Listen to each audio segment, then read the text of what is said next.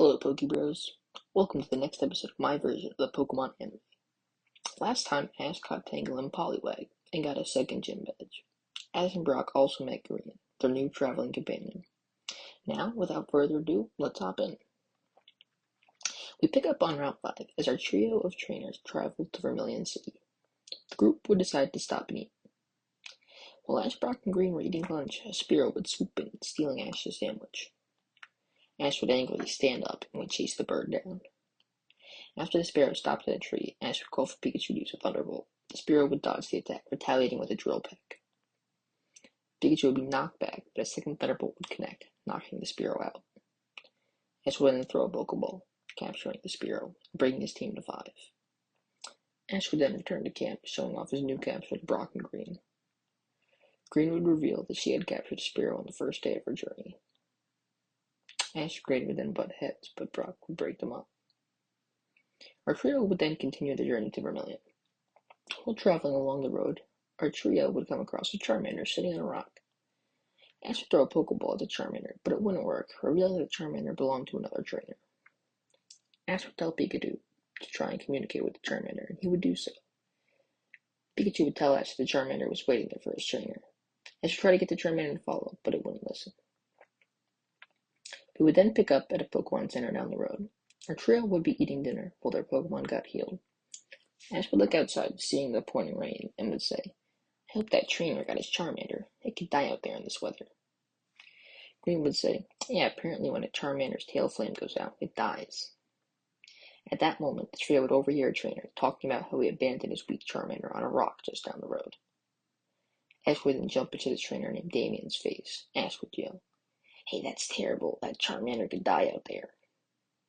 Damien would then say, "The Charmander deserves it. He was supposed to be my first Pokemon, but he was weaker than a Rattata." He would then throw Ash Charmander's Pokeball, saying, "If you care so much, why don't you save him?" Ash would then look at Green and Brock, and they would give him a nod, and the trio would then rush out into the rain to save him. Our trio would arrive at the rock, and Ash would call Charmander to his Pokeball. However, Charmander would resist, not wanting to join a trainer who wasn't Damien. Ash, seeing the rain putting the flame out, would pick Charmander up, and with the help of Brock and Green, they would run him back to the Pokemon Center. After arriving at the Pokemon Center, our trio would explain to Nurse Joy the situation, and she would get Charmander to the ER. Green would say, "I hope Charmander is okay," but Ash wouldn't say anything. He'd be too filled with rage.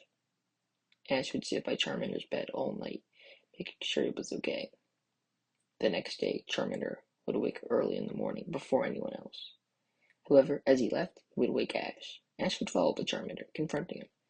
Ash would tell Charmander that if he still wanted to be with Damien, that's fine, but that if Charmander came with him, they would become the strongest team in Kanto and would win the league. Charmander would look at Ash, then would turn the other way.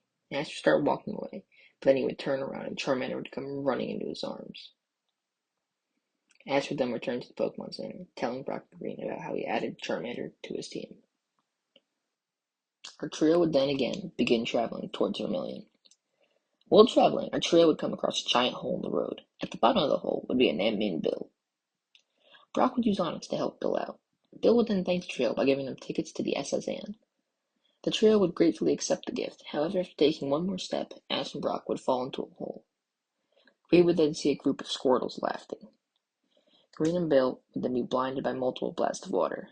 When they could see again, Ash and Brock would be gone from the hole, and so would the Squirtles. Green would then go talk to Officer Jenny. Officer Jenny would tell Green that the Squirtle had a base located in a cave just north of here. Green would head there, then seeing Brock and Ash being held captive by the Squirtles. Green would enter the base, then challenging the Squirtle Squad leader. The leader would step forward and Green would send out Mankey. The Squirtle would use Water Gun, but Mankey would dodge, retaliating with a Karate Chop. The Squirtle would then use a Skull Bash, knocking Mankey back. Green would yell, "Mankey, I believe in you. You can do this." Mankey would then land a Fury Swipes, knocking Squirtle back. Then a Karate Chop would finish the leader Squirtle off. Green would then toss a Pokeball, leading Squirtle to complete her Pokedex. The rest of the Squirtles would then run off. Green would release Ash and Brock, and they would thank her. Then our trio would finally arrive in Vermilion. After arriving, our trio would head to the Pokemon Center to get their teams healed. However, after arriving, they would see that the Pokemon Center was swamped with injured Pokemon. Ash would ask Nurse Joy what happened, and she would explain that the local gym leader, Lieutenant Surge, was causing the injuries. This would scare Ash a bit, but he would head to challenge the gym either way. Brock would warn Ash of Surge's strength, but Ash would say, "I don't have to worry. I have Pikachu. He's practically unbeatable."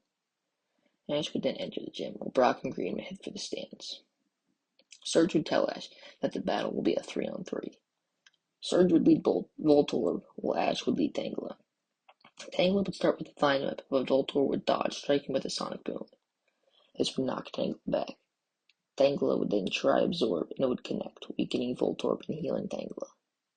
Voltorb would then charge up a Thunderbolt, striking Tangela and knocking him out. Ash would be surprised since grass types resist electric attacks. Ash would then send in Charmander. Ash would call for an Ember, and Charmander would land it, burning the Voltorb. Charmander would then follow up with a Slash, knocking Voltorb out. Surge would then send in Magnemite. Magnemite would start off with a Thunderbolt, doing good damage, but an Ember from Charmander would knock him back. Magnemite would go for another Thunderbolt, but Charmander would dodge and firing off a Fire Spin. Now trapped in a fiery vortex, Magnemite would go for another Thunderbolt, connecting, severely damaging Charmander. However, the chip from Fire Spin would knock Magnemite out. Surge would say, "You showed some promise, but now comes my ace." Then Surge would send out Raichu.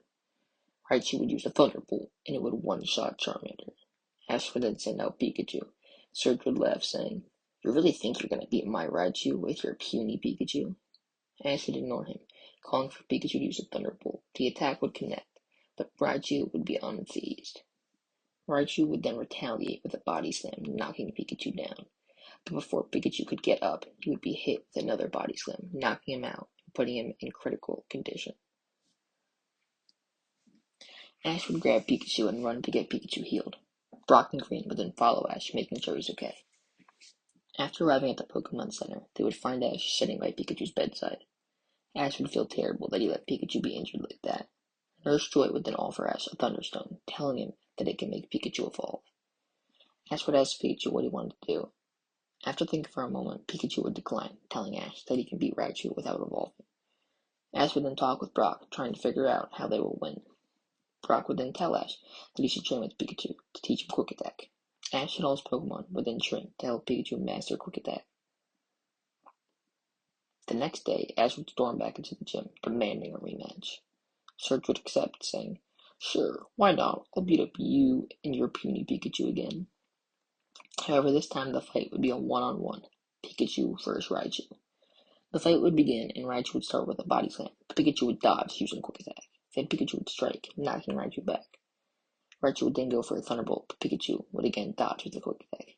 Pikachu would then fire for Thunderbolt, weakening Raichu a lot. Surge would start to become aggravated, then calling for Raichu to use a Hyper Beam. Pikachu would be hit, severely weakening him. Ash would then call for Pikachu to use a Quick Attack and Thunderbolt at the same time. The attack would connect, knocking Raichu out. Surge would be shocked, then giving Ash his badge. This is where our episode ends today. Again, we had a new capture that wasn't in my original video in Spearow. After listening to some suggestions, I decided to add her over Farfetch'd. Also, I decided to give Green Ash a Squirtle to keep him around. Also guys, I want Ash to catch 1 or 2 more Pokemon, so comment down below what Pokemon you want Ash to catch that he didn't own originally. That's all for today, Pokebros. Goodbye.